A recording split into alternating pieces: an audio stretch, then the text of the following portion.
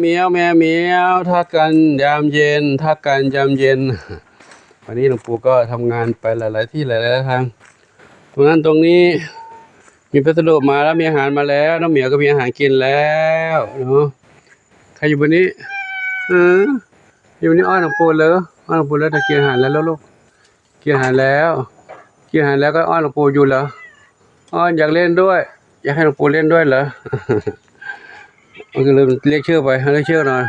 โชคทวีทรัพย์โชคทวีทรัพย์ตรงนี้มณีทรัพย์ทวีอนุโชคทวีทรัพย์นี่ทรัพย์ทวีส้มขาวส้มขาวใหญ่น้องมีสุขน้องหนึ่งเดียวน้องเดียวโตแล้วบุญสมหนึ่งอนงหนึ่งอนงพรุ่งนี้ไปหาหมอแล้วนะลูกนะนี่ส้มอันนี้เหรอท้องอ่อนท้องอ่อน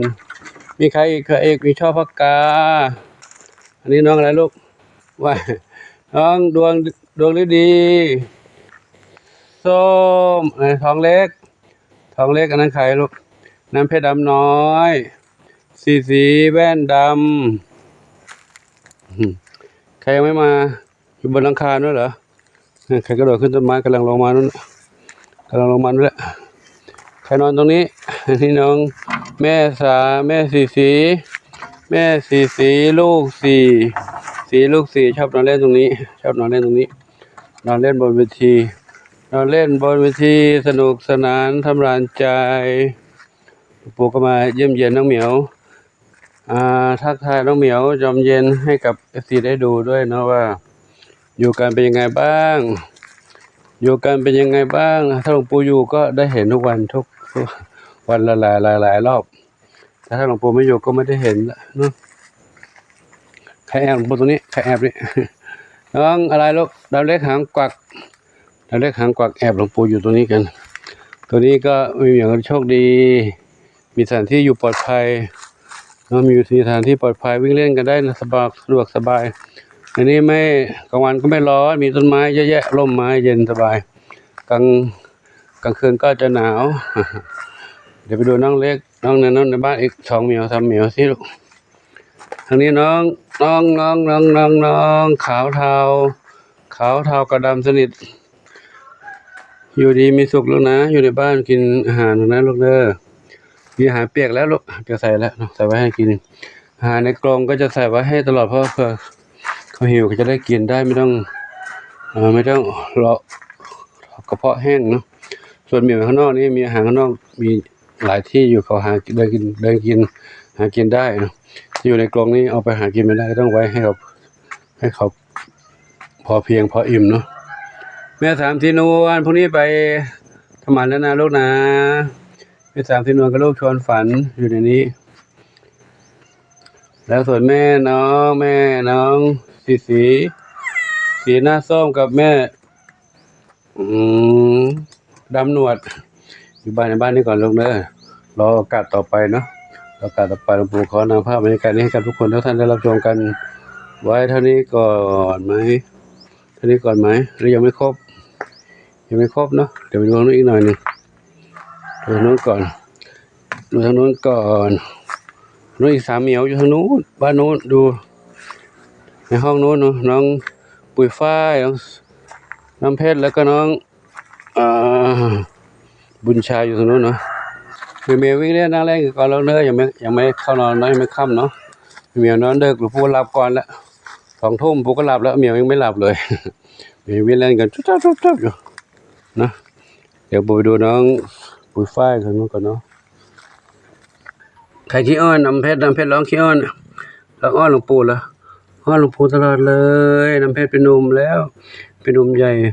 มาใหม่ๆนี่หลวงปู่จับไม่ได้นี่อยู่กอไผ่อยู่ในป่าทั้งหลายวันกว่าจะจับได้โอ้หน้าตาหล่อเหลาเดี๋ยวหลวงปู่อยู่ปิดประตูกันปุ๋ยฝ้ายหานอนอยู่ปุ๋ยฝ้ายนอนเก่งนั่นน่ะนอนดีเหรอโอ้นอนไม่หลับโดนเสียงน้ำเพชรร้องเงี้ยวเลยเหรอลูกหูรำคาญเหรอนอนไม่หลับเหรอนอนเลยเนอะบุญชัยอยู่ดีมีสุขเรื่องบุญชัยนะอยากกินข้าวแล้วก็นอนแล้วเรื่องอาหารอยู่นั่นลูกนะ กินแล้วก็นอนได้แล้วเท้าเล็กอยู่ตรงนี้เล็กนอนตรงนี้เท้าเล็กเพชรดำน้อยอย่างนี้นะเอาละครบกันละ ครบทุกคนแล้วเนาะครบเมียวแล้วเนาะพักนั่งเล่นนอนเล่นดูเรื่องปูไปก่อนนะข้างนอกเดี๋ยวดูไปทำกันข้างนอกก่อนเนาะข้างนอกยังไม่ได้ดูน้องเหมียวข้างนอกเลยอยู่ในนอกบ้านนอนนู้นผมทำงานข้างในนี้เนาะก็ขออนุโมทนากวนทำไมแล้วกวนทำไมไม่กวนขออนุโมทนากับทุกคนทุกท่านเนาะที่มีความรักความเมตตาต่อน้องเหมียวได้ส่งอาหารของกินของใช้พร้อมทั้งสังฆทานสำหรับถวายหลวงปู่และปัจจัยในการดูแลเรื่องการทำหมันทำกุศลก็ขออนุโมทนาสาธุขอบุญกุศลทั้งหลายจงเป็นพระปัจจัยหนุนนำความช่วยให้ทุกคนทุกท่านพบความสุขความเจริญมีความสุขกายสุขใจปรารถนาสิ่งใดขอได้ทุกความมุ่งมั่นปรารถนาทั่วกันทุกคนทุกท่านเถิดสาธุนี่ใครเป็นได้เท้าขาวใหญ่สีทองแม่สีทองโอ้ยเจ้าขาวใครน่ะเจ้าขาวใครนั่นลูกมานี่มาหาหลวงปู่มาแล้ววะมาเร็วเดี๋ยวปู่ให้กินข้าวแล้วมาเร็วอยู่ด้วยกันนี่แหละไม่ต้องกลัวเหนื่อยไม่ต้องหนีเด้อมาแล้วมานี่มาเร็วมาเล่นด้วยกันนี่มาเจ้าเหมียวขาวใครไม่รู้มานี่มันเหมียวเห็นตั้งแต่กลางวันช่างตอนกลางวันนี่ปู่ทำงานแล้วเนาะตอนนี้เข้ามาเนี่ยมากินข้าวมาแล้วมากินข้าวด้วยกันนี่เด้ออยู่ด้วยกันนี่นะจำชุดีเพื่อนมาหานะสีขาวๆนะใครไม่รู้ ขาวใครไม่รู้สีโซดาโอ้ยโซดากินข้าวกินอาหารอยู่แล้ว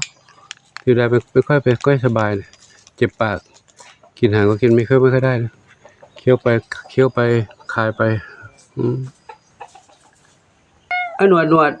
แผ่นได้หนวดอ้อนเล่นละ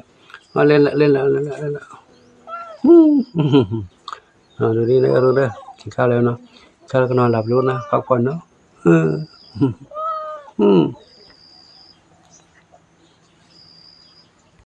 พี่นวดอ้ายวายไม่จำชิปเลยจำพิ้วเลยพี่นวดจำจุลีเพนด้าเท้าขาวใหญ่เพนด้าหนวดสีทองแม่สีทองอะไรจ๊ะ